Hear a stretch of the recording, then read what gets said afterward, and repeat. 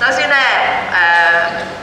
我自己聽翻好多朋友同埋外籍人士講翻呢，喺8月2號嗰個遊行，最大嘅一個訊息係，我哋梅窩人真係好團結，啱唔啱啊？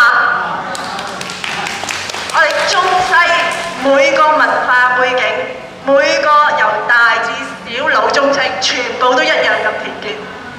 所以我覺得咧，呢個係一個最重要嘅起步。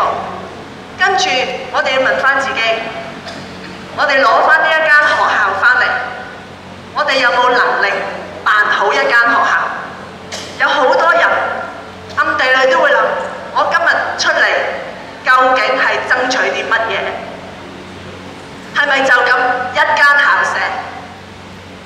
我想話俾大家知，絕對唔係。我哋要爭取嘅係幫我哋本區嘅小朋友、學生有一個正當嘅學習環境去學習。我哋爭取嘅係一間一條龍嘅學校，有小學至中學，係會有一個社區特色嘅學校。點樣為之社區特色呢？就係我哋會包容唔同種族文化嗰一班1/3嘅外籍嘅細路，所以我哋會係有個雙軌嘅，有中文有英文。所以你問我哋會唔會辦好一間學校？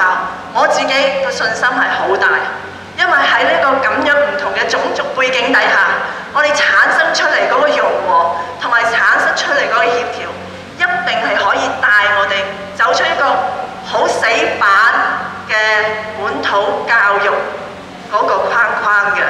尤其是我哋見到咧，梅窩區咧係有多咗好多年青嘅專業人士。你陣間見到我哋遊行嗰日，我自己都心裏面諗到，我哋真係好非同凡響嘅。我哋有冇欣賞翻我哋自己梅窩裏邊有好多寶藏喺裏邊？係咪啊？所以咧，我哋唔好諗住以前南約唔得，就代表未來嘅南約都唔得。呢個絕對係荒謬嘅，因為以前嘅南約唔得係有幾個因素。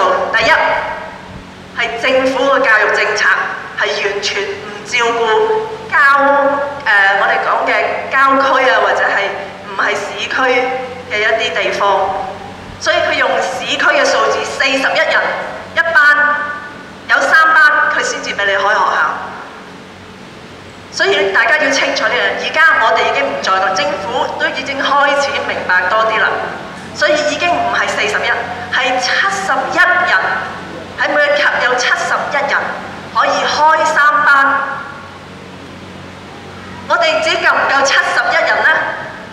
我哋嘅小六學生人數唔計已經出咗去外面讀書嘅，都持續喺100人以上，打晒7折都有70幾人，係咪啊？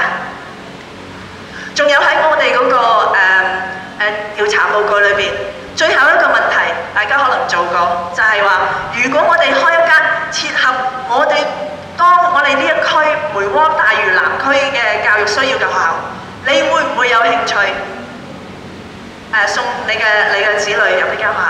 係多過90%嘅人話會嘅，多過90%。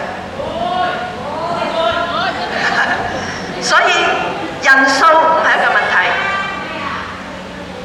跟住我哋記住，以前嘅南約係一間官校，官校係政府委任嘅校長，但係而家我哋爭取嘅係一間津貼雙軌雙語嘅，喺語言微調底下容許有英文有中文嘅學校，所以我哋嗰個自主權係高咗好多嘅。